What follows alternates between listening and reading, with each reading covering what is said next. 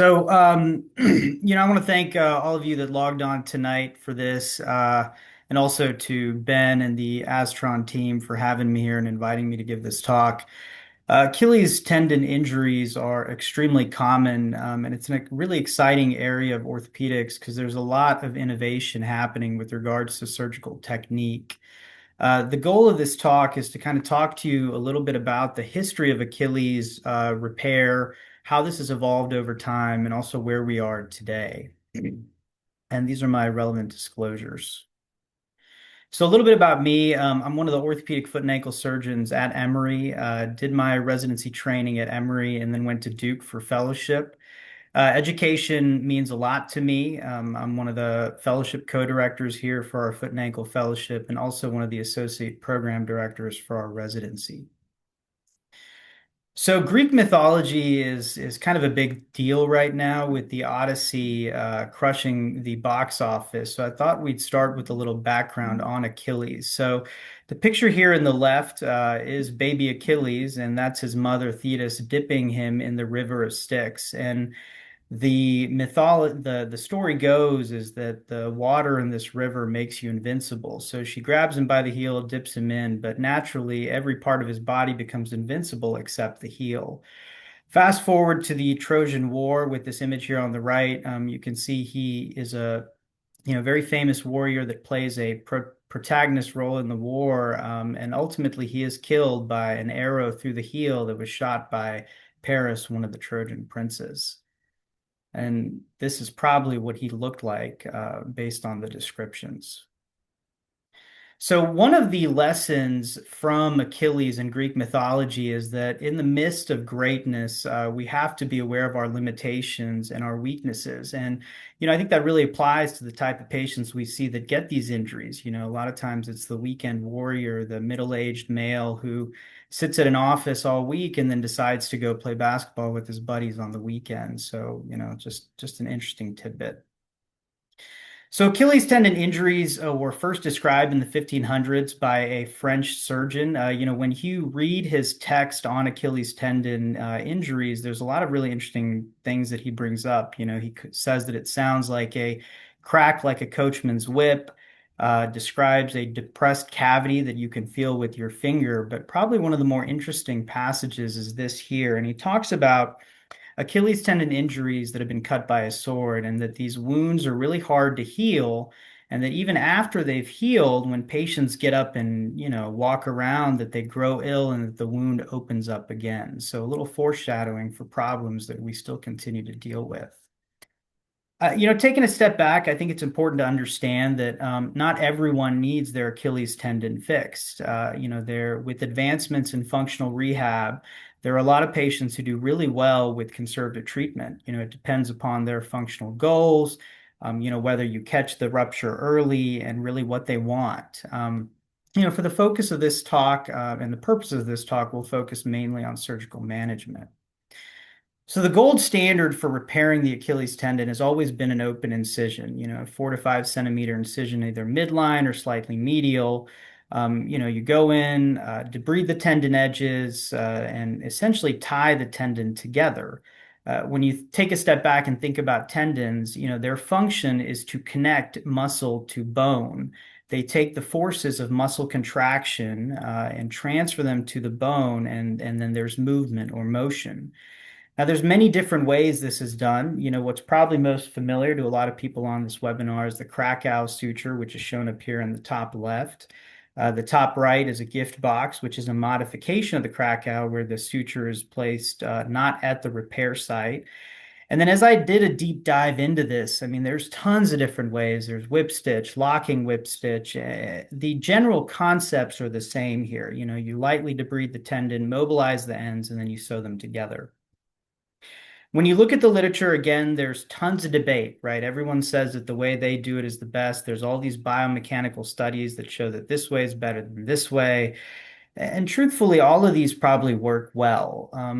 However, what's uniform across all open repair are the complications. And everybody hates going to clinic, and seeing an Achilles come back that's several weeks out with these problems. And what's different about this is the patients that typically get their Achilles repaired are, tend to be healthier. They tend to be active. They tend to be younger. Patients that have a lot of comorbidities usually don't get their Achilles fixed. So you have these healthy, relatively healthy younger patients getting terrible wound complications. A lot of it has to do with the soft tissue, the vascularity. And when this happens, you're looking at antibiotics, multiple surgeries, and the priority now becomes healing the wound, and the function is something that you have to talk about and deal with later. So, MIS or minimally invasive surgery has really kind of become a big thing in the foot and ankle world in the last 5 to 10 years, starting with forefoot surgery, but it's really kind of evolved to, become big in Charcot reconstruction, deformity correction, fusion procedures. There's really a lot you can do with the burr, and it's really amazing to see everything going on. When you look at the Achilles, there's a variety of techniques that have been developed. And again, the goals all remain the same, right? You want tendon to tendon healing, you want mechanical strength at the repair site, and you want a small incision or you want to limit the damage to the surrounding soft tissues. And this often helps with pain post-operatively. So when we look at one of the first published accounts of percutaneous Achilles repair, it's this technique, the Mon-Griffith technique, that was published in 1977. So here they took a transverse needle, passed it through the proximal limb, made small stab incisions where they inserted the needles, and then passed the suture back in kind of like an X configuration, and then did somewhat of a similar thing distally with just one transverse limb and tied it together. They reported on 18 patients, no wound issues, as you would expect, and overall good outcomes with no nerve issues. So, this was published in 1977, so, a little bit of time ago. So the question is, why are we still opening these? If this technique was out in the 70s, for sure we would have figured out a way to do this without opening it by now. And when you talk to surgeons that like to open these, one of the major reasons they'll tell you, outside of the fact is they've always done it this way, is that they absolutely hate patients that get injury to the sural nerve. And when you look at a lot of the data on percutaneous repair, there are definitely studies that show that there's anywhere from 5 to 10% sural nerve injury. There's some studies that say not, and there's some, clinical studies that show that there's sural nerve entrapment when they've looked at this in a cadaveric specimen. So the question now becomes, what's worse, right? Would you rather have a patient that could get sural neuritis, have a sural nerve injury, or have an infection? And if you asked me this question, probably in the first year or two of my practice, I would have told you that I would rather have the infection. But as I've done this more and managed a lot of these patients that unfortunately get complications, I can tell you that patients that have nerve pain tend to be the most difficult to manage.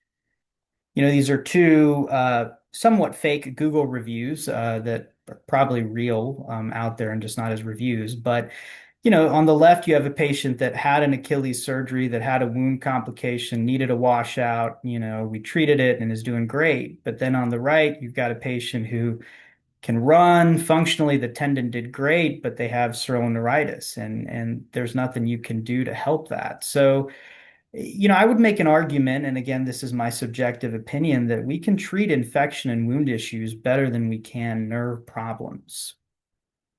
Regardless of this, since the 1970s, there's been an explosion of MIS techniques, even though people still, preferred to open them, or most probably did. On the top left is a device called the TendMIN. It's actually metal suture that's passed through the tendon. There's a device that's left outside that's tightened, and eventually you cut it and remove it once the tendon's healed. There's the Webster-Bannister technique, which is a couple of incisions over the back of the Achilles, and then you pass suture. There's even a paper looking at a bent ringed forcep that's passed in the peritoneum, and you pass suture with a needle through the ringed forceps and pull it out. So again, there's many, many techniques and lots of variations on MIS that have started since the 1970s. So you have all these different ways to do this MIS. Again, the question is, why are people still opening this? And again, you ask a surgeon that likes to open these, and they'll tell you that they just don't want to injure the sural nerve. When you look at a lot of these MIS techniques, they're technically challenging. I mean, unless you trained with the surgeon that developed this, or you developed it yourself, it's hard to do it and it's hard to reproduce that amongst surgeons. And again, when you have many different techniques, it's hard to analyze any data. How do you produce meaningfully data comparing open to MIS when there's, 20 different ways that people do it? So, fast forward to the early 2000s, this was around 2002 in Switzerland. There was a group of surgeons that partnered with industry, and they studied cadaveric specimen to kind of figure out a way to develop a guide or a jig to do minimally invasive Achilles repairs. And they reported, once they developed this, they reported on 87 patients, no sensory deficits, and all of these patients returned to their pre-injury activity level. And some of you on this call may recognize this device, but this is the Integra Acolon device. And so there's been data that has been published on this, and this was kind of the first jig that was developed for MIS Achilles repair. So this is promising, right? There's data that says this works. It's reproducible. It has a lot of the benefits that the previous MIS techniques did not. But what are some of the drawbacks here? So one, this was not a very stout device. It's a single-use instrument, and any of us that do femoral, tibial, TTC nailing, anytime you pull or mess with that carbon fiber jig a little too much, and you go to put your interlocking screw, nothing is worse than when it misses through the guide. And that would happen with this, right? Because you have to manipulate it to get it into the peritoneum. And when you went to pass the suture, it would miss the holes.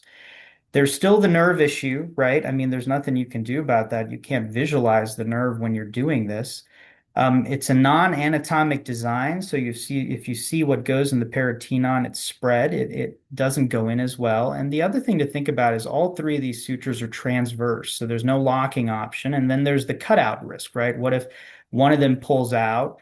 What if you get in the mid portion of the tendon and it's unhealthy? So, although this was a good step forward in terms of developing a reproducible MIS technique, this certainly had some flaws. So again, fast forward a little bit, about 10 years to kind of the early 2010, and now, comes in a new device that most of us are probably familiar with, and this is the Arthrex PARS. So, the Arthrex PARS kind of built on this previous device in the sense that it was a rigid jig. So, now you had a metal jig and the inside of it was no longer little holes. So even if you missed a little bit, you could still catch the suture. There were multiple suture options now in different planes. So that kind of helped to make sure that you're catching suture in different planes longitudinally in the tendon. You could lock tendons. You could lock your sutures. You could combine this with the speed bridge and have distal anchor fixation as well. So, not to go into this technique too much, but this is a really good device and it's a good technique for MIS Achilles repair. And for 10 to 15 years since this was developed, this was the way to do it. There really wasn't anything else on the market that could compete with this. This was reproducible, the jig was stout, you could anchor it, and this worked quite well. Aaron Rodgers, for, a lot of you guys hopefully know who he is. When he got to the Jets, there was all this excitement. And then unfortunately, on the first time he's out there, he tears his Achilles. He had his Achilles repaired, and there was all this hoopla about how he got this really awesome, strong repair. In fact, if you ask the, AI, they'll tell you that he got this, modern surgical technique called the speed bridge. And, I had so many patients that year come to me and ask if they could get the Rodgers repair. And he was practicing in limited capacity 11 weeks now. Whether he would have functioned well in a game or not, we don't know. But the point is this works, right? And then if you look at the data, comparing PARS and open, there's no difference in complication, no difference in sural nerve injury. So there's certainly published data in reputable journals that support the use. So, the question now becomes, is this it, right? I mean, for the last 15 so years, we've had this, and is this the final answer for how to do MIS Achilles repair? Well, I think you got to take a step back and think, well, what do we struggle with the device we currently have? And one, the jig, it is a bit bulky. It's stout, but it's bulky, and so to get that thing in through a 1 to 2 centimeter incision, you have to turn the thing, you have to push it in. I mean, there's a lot of soft tissue damage and manipulation the smaller your incision. You have multiple suture options, but everything is set in place. So you have your 1 through 5. I think there's a 6 and 7 option too, but you can't choose where you want these to go. Once you lock it in, that's where they have to go. There's really no way to tell if you're in good tendon. I mean, you can do some tactile feel when you pass the sutures, but you can't tell if it's got good tendon until the end. And I can tell you there's nothing worse for the surgeon or the Arthrex rep in the room when you pull on those and all of those come out. So there were definitely some flaws. And of course, that's the nerve. There's the nerve, right? I mean, how do you visualize this? Is there any way you can see the nerve or know where it is lateral to the tendon in order to not pass your sutures there? And then, everyone talks about incision size, right? And I'll tell you that it's not just the size of the incision. You have to consider the soft tissue damage, the retraction, the tension. You try to do the pars through a centimeter incision, you're going to be yanking and pulling on that skin to try to get the jig in. And when, all of that damages the soft tissues, right? Just because it's a small incision doesn't mean your soft tissues are protected. And, this is a pars that's, 4 weeks out, and that's a 1 to 2 centimeter incision. So, I would argue that it's not just the size of the incision, but it's how you treat that incision as well that matters. So, thinking about some of the limitations, ultrasound-guided Achilles repair, as Ben had mentioned, was developed in Taiwan. And the idea to develop an instrument or a tool to allow surgeons to do this well started in 2021.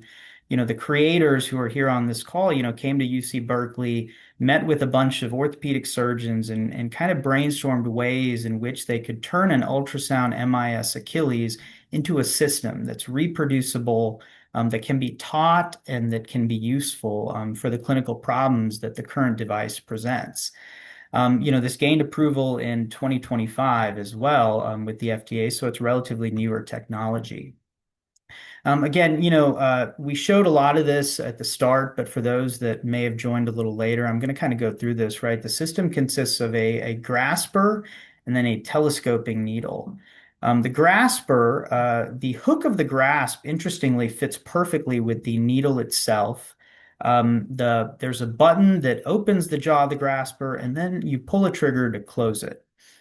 The telescoping needle has a removable needle tip that is hooked up to a loop eyelet at the end of the needle. You pass a suture in there, and then you can pull the removable needle tip. And now the needle is essentially like a tunnel for which the suture is in. So again, the technique, which I'll show, in a patient, the general idea is you can use ultrasound to identify the tendon, the rupture, where the good quality tendon is. You can even identify the sternal nerve, which I'll show here in a few. But you don't have to use ultrasound. I mean, there's a lot of people that don't use ultrasound with this. And in fact, when I do the distal stump, which oftentimes you can palpate the stump, I'll pass the needles and then confirm that they're in with ultrasound. So, you make a 1 centimeter incision. I usually go proximal to the incision, dissect down, and then kind of spread in the planes within the peritoneum. And you don't have to do much more than a 1 centimeter incision. And I think that's the beauty of this system is there's not a lot of soft tissue tension with this. So again, you pass your needle and you'll see this in a patient, but you can actually see the tendon and the needle passing through. And once your needle is passed, you've confirmed it's in, you shuttle the suture through. And then you use the grasper. You have the grasper open, you hook the needle, that needle fits perfectly within the grasper, you close it, and now you pull out the needle contralaterally and hold a little bit of tension on the grasper. And as that needle passes, what you're going to find is that you feel it give, and then you can pull the suture out. And then you repeat the same step on the other side. So, you know, at the beginning of the talk, we showed the locking technique, or Ben showed the locking technique, but I want to pause here and kind of, just demonstrate what we've accomplished this far, right? We have a transverse suture limb through the tendon. You've confirmed this is in tendon with ultrasound. Now we can test this suture individually. So what I'll often do is I'll literally lift the leg up off the operating room table, tug on it to make sure I've got good tendon.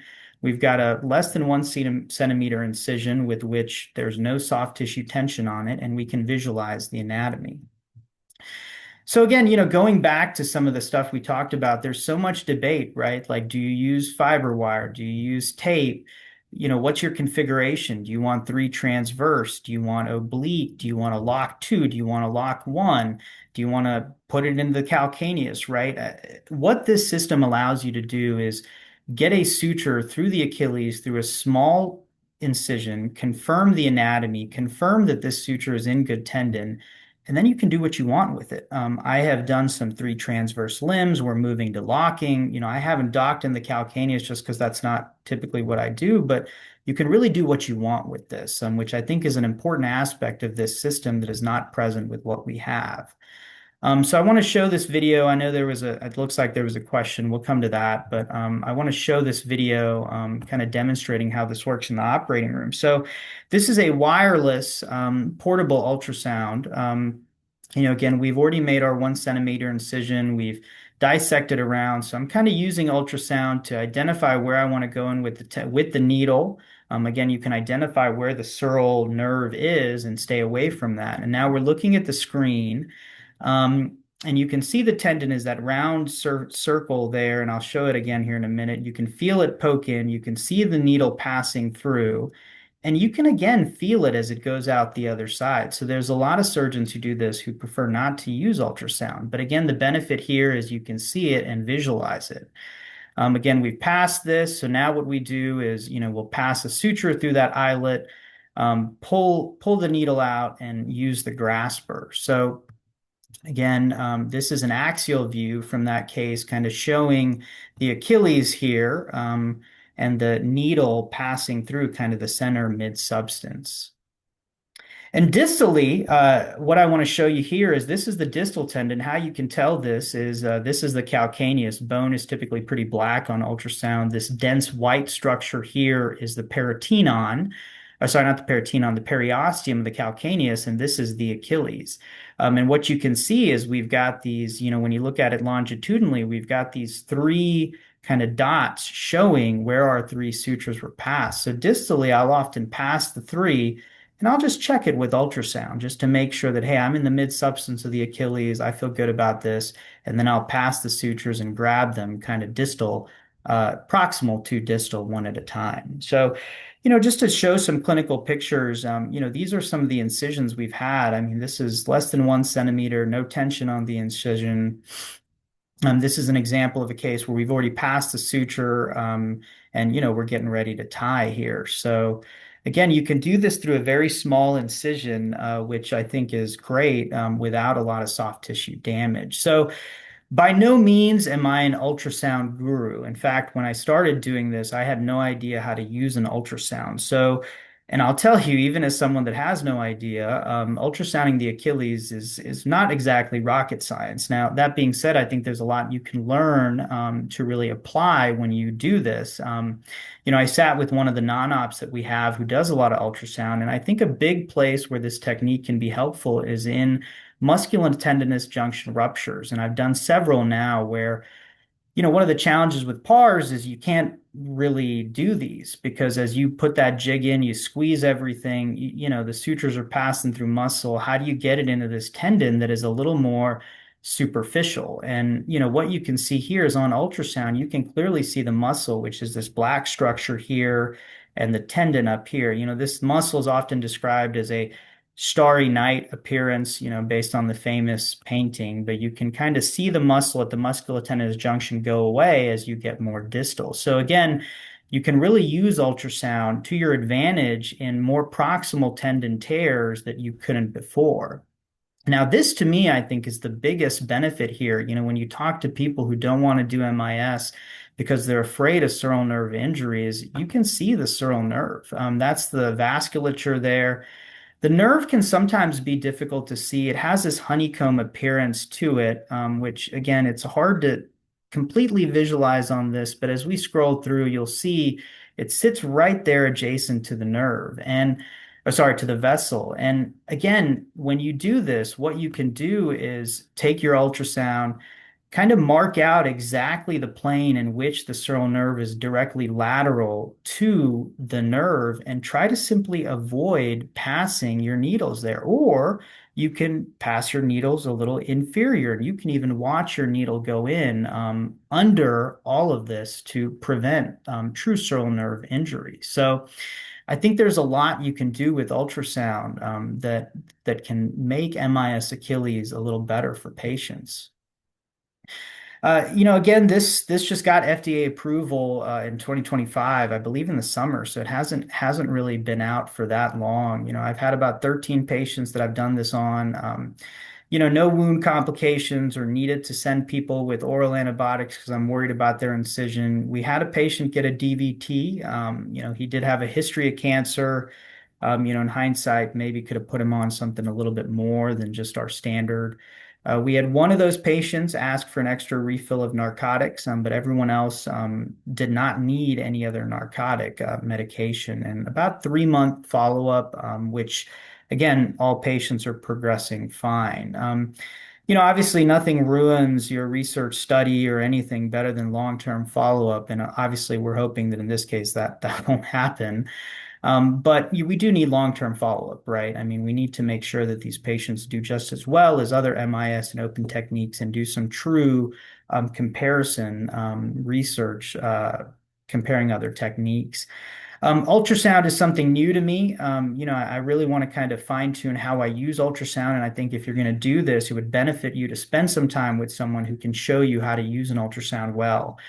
The wireless ultrasound probes are great because there's no wires, obviously, but the quality is not as good. So, one thing I'm going to be doing is using the ultrasound that they use for blocks. You can just see the anatomy better, particularly if you're doing a more proximal tear or if there's concern that you need to be able to see the tendon quality better. Now we can actually spend some time and think, are there parts of the tendon that biomechanically have better purchase, right? Like how far do you need to be from the musculotendinous junction before you get too close? How strong is the suture and the needle when it's through the musculotendinous junction, right? There's a lot of cadaveric studies that can be done now that we can confirm this well.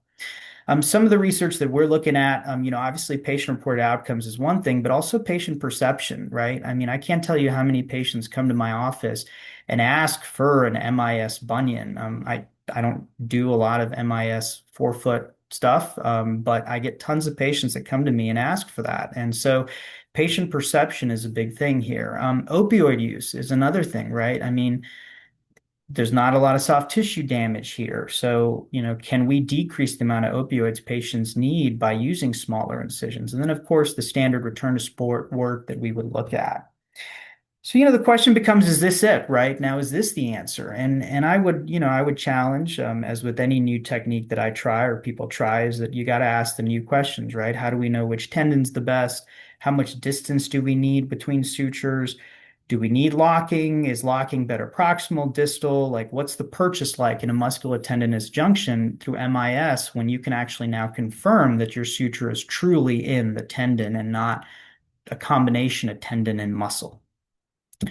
Achilles repairs are very common. It's something I see a lot and do a lot of in practice. And this has been really fun for me to kind of see a new technique, how it has evolved and changed my practice. And again, I think it's important for us as surgeons, particularly in this field, to be open to change, to be open to trying something different and seeing if this is something that we can develop on or utilize. So with that, again, I want to thank all of you that logged on and listened to this. I certainly had a lot of fun putting this together and learning more about the history of Achilles repair.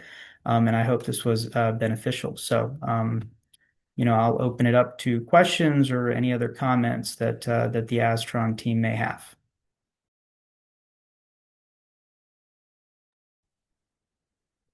Fantastic. Well, thanks, Dr. Kadakia. For everyone on the call, my name is Kevin. I'm the regional manager in the Northeast and help the team with both sales and medical education. So I'm going to help walk through some of the questions tonight. We have some prepared, but if anyone has questions that they want to type in the chat, we'll definitely take those first. Um, Dr. Kadakia, while people are thinking of those or typing those in, one question would be, the your comments at the very end there, kind of an openness, willingness to change, and I like that. That was kind of the theme of the entire talk, walking us back through the entire history. And what convinced you prior to your first case that this was potentially worthwhile, given that you didn't have that previous ultrasound experience? Did you see something? Was it a webinar? And then how did you come to appreciate kind of the what the technique offers? Was that via cadaver lab or just a demo prior to taking it into the clinic?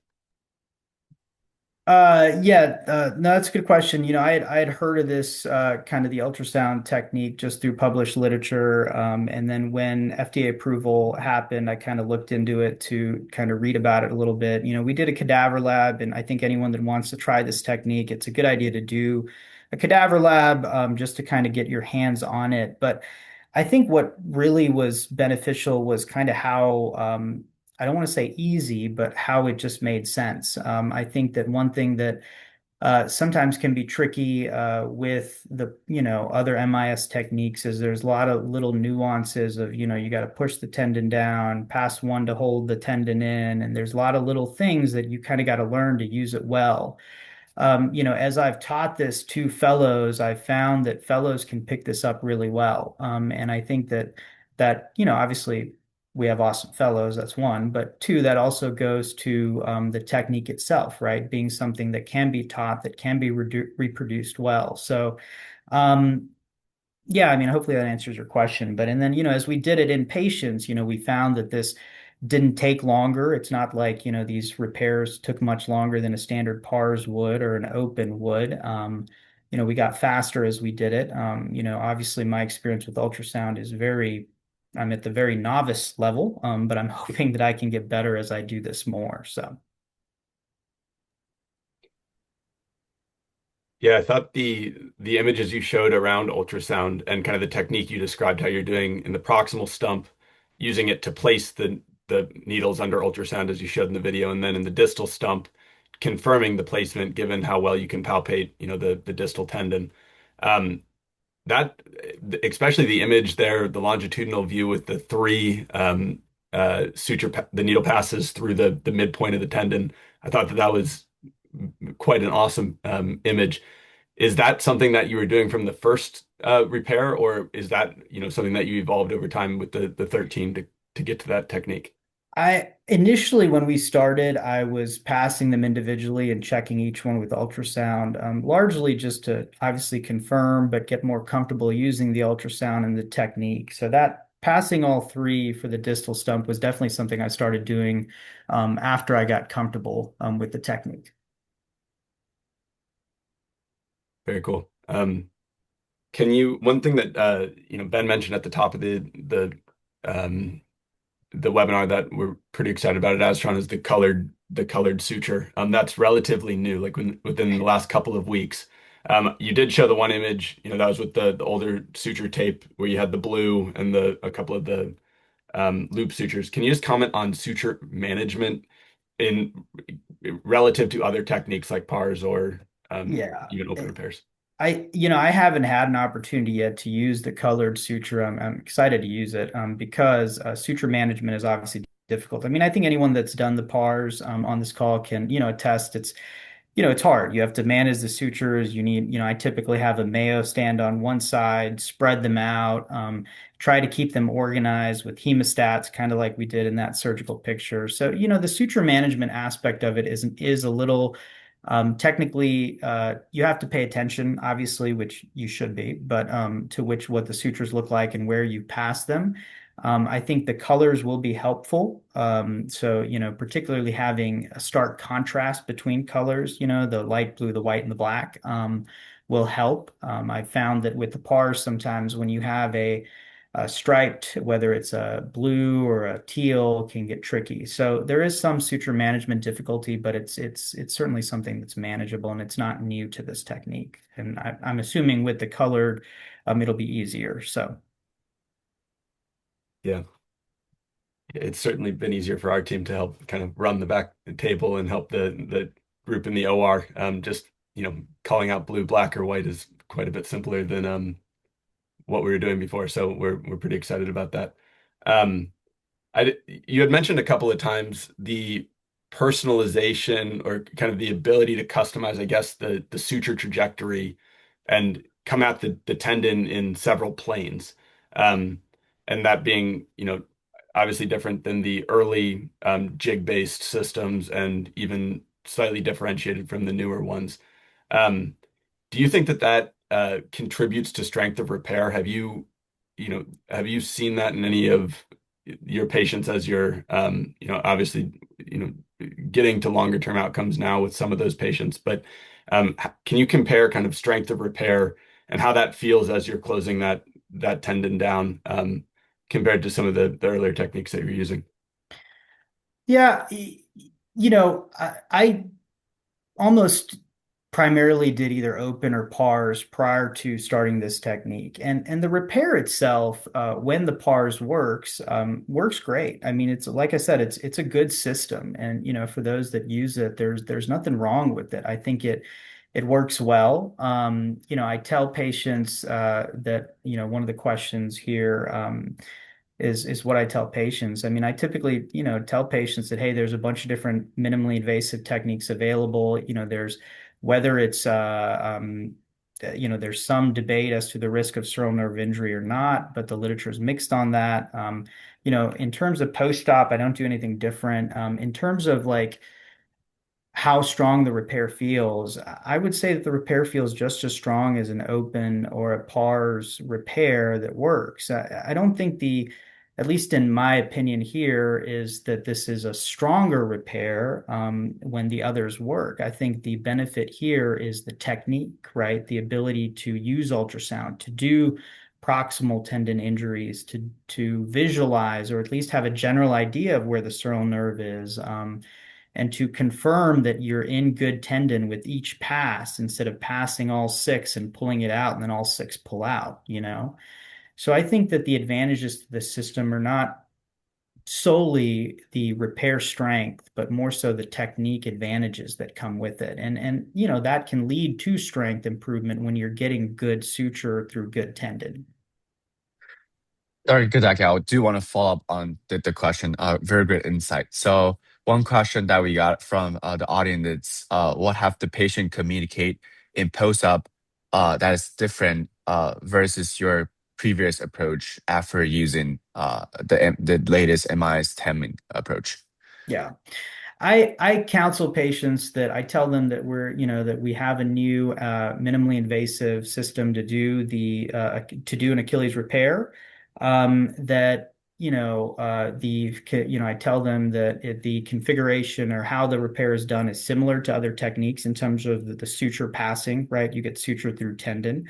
And that it's done through a smaller approach, and I use ultrasound. The post-op recovery is the same, so I don't change my post-op protocol for these patients, whether they have an open, whether they had a PARS, or if they had a TendMIN repair.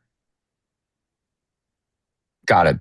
Appreciate it. And then there's another question regarding on potentially post-op. It's do you use popliteal block to decrease opioid usage? Yeah, all patients traditionally get a pop block for an Achilles for me. And that certainly helps with opioid use. We like to use Exparel if we can for patients, unless there's some kind of contraindication or issue with the supply. But yeah, I use pop blocks for everybody. And even still, I find some of my open patients needing a refill of opioids or needing some more pain medicine. One of the studies we want to do is not just look at a refill, but to look at how many pills they take. So, Mm. one of the goals is to start a study where we look at this technique, compare it to PARS and open, and maybe not look at the refills, but exactly how many pills they need. So. Got Yeah, it. And I can then answer a few of these other ones if you want me to. yeah, that would be great. Yes, So I think I can see him. Yeah, please go ahead. so indicated for Achilles tendon rupture, longitudinal tear. I mean, again, this is the way I treat these. If they have a longitudinal tear that is, Thompson negative, same resting prone plantar flexion, and the Achilles tension is the same, I typically don't fix longitudinal tears. Again, my indication to fix would be if they have Positive Thompson, they have decreased resting prone plantar flexion, you know, palpable gap we know sometimes is right, sometimes wrong. Plantar flexion, again, sometimes can be mixed because there's other plantar flexures of the ankle. But clinically, if they have a rupture, I'm fixing it. A longitudinal tear, a lot of times I'll see that I don't fix. Again, that's just not an indication to fix it for me.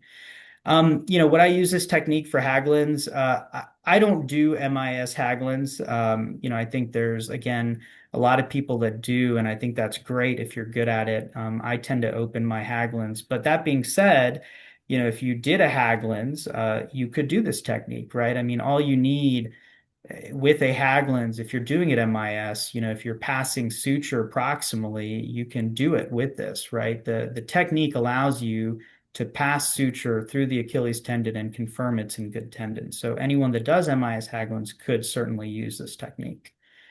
Um, and then seeing the sural nerve, I'm not going to lie to anyone. I'm again not a wizard with the ultrasound, so I'm just figuring this out. But one thing I've seen and learned and is that the sural nerve has this honeycomb appearance. It's difficult to see sometimes, but it rests right next to the vasculature, so you can see the vein. And you can even when it's compressed, you can see the vessel itself. There are some ultrasound settings that have the ability to see vasculature that, I'm kind of playing around with. But whenever I see it, what you can do then is, one way you can use this technique is you can see it, follow it, mark it on the leg, follow it distally to where it crosses over, and then mark that. And that can be kind of like an area where, you either want to really look with ultrasound and pass the suture a little inferior at an oblique angle, however you want to do it. So again, is this the perfect way? Unless you get really good at ultrasound, there are some ultrasound systems out there that now have, AI that allows you to identify anatomy. So, maybe this is an avenue to use this, right? There's not a MIS Achilles system that gives you an opportunity to visualize anatomy. Is it perfect? No, but I think that this is a step in that direction.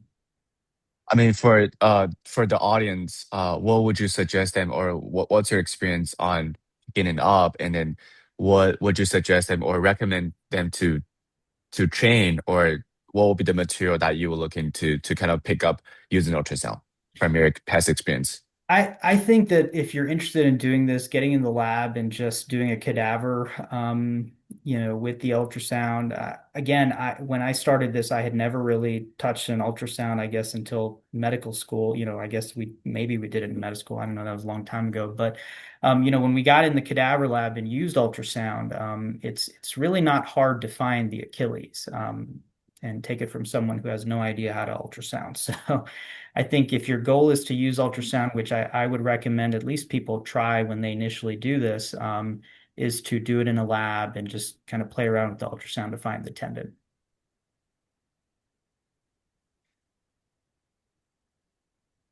Fantastic. I think we that can that summarize most of. Uh, do we have? Oh, we do have one more question floating in. Uh, so one audience asks, when you use the grasper, are you staying within the peritoneum to make all the grafts? Yeah, so when you make your incision, again, just like you do for PARS or whatever MIS technique you do, I'll take like a hemostat or dissecting scissors and kind of go within the peritoneum, spread gently, create kind of like a path for this grasper. This grasper is tiny. I mean, it fits through a 1 centimeter incision very easily. And so you kind of slide within the peritoneum on both sides when you grab the needle. So yeah, you stay within the peritoneum. And follow up on the techniques. Is there during the procedure or the techniques, is there something that is pretty hard that for those audience who will be interested in using it, what would they initially need to expect, or is there anything that there's any pearls to overcome that hurdle or that learning curve?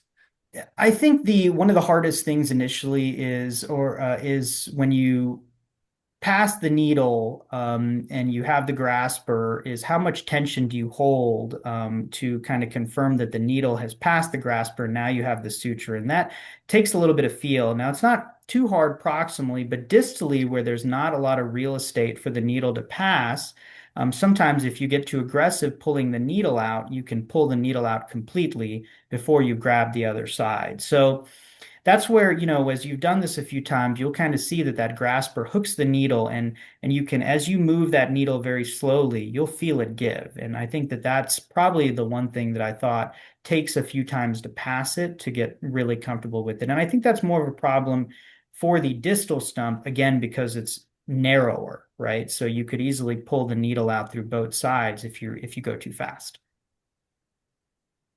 Got it. Got it. We'll wait for, please. Yeah, Well, I no, think one I mean, question pop up. yeah, I would say that that's what this system is great for, right? I mean, you can put these needles where you want. So, even if you have a mid-substance tear, but you want one, like let's say you get an MRI and the patient has a lot of tendinopathy at the site of the rupture, and distally, you really want to pass this tendon close to the calcaneus, but you don't want to dock it. You could pass the suture there. So you can pick where you want these sutures to come out. Whereas again with jigs, you're kind of boxed in by where those needles pass within the jig. Fantastic. I think just to kind of sum up with the final questions that we always love to learn is that what's the patient feedback after receiving this TendMIN MIS repair? Patients have commented. We've had several patients comment kind of on the size of the incision. I think it is, again, patient perception is a big deal, right? And I think a lot of patients when they see their incision, and I had one patient ask how we even did it. And I think that a lot of patients, there's not a lot of pain after, which again, with PARS, there wasn't a ton of pain either, but the perceptions thus far has been great with regards to suture size, which again, this is a business, and patient perception does matter. So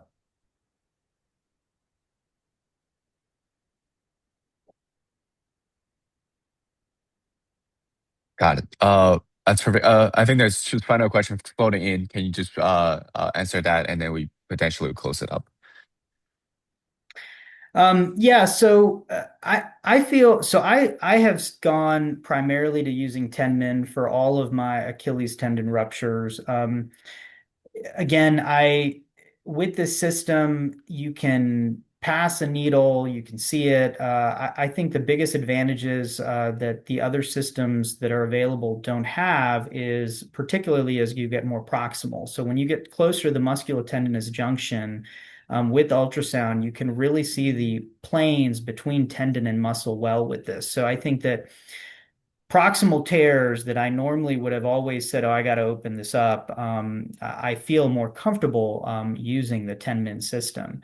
In terms of an open approach, anytime I see a tendon tear that is 4, 6 weeks out or more chronic, this week we had one that was a month out. I'll open these. I feel that again, right now that these scar in, there's a lot of retraction, and you truly need to free up the tendon edges to get a good tendon end-to-end repair. So my more chronic cases, I still prefer an open approach.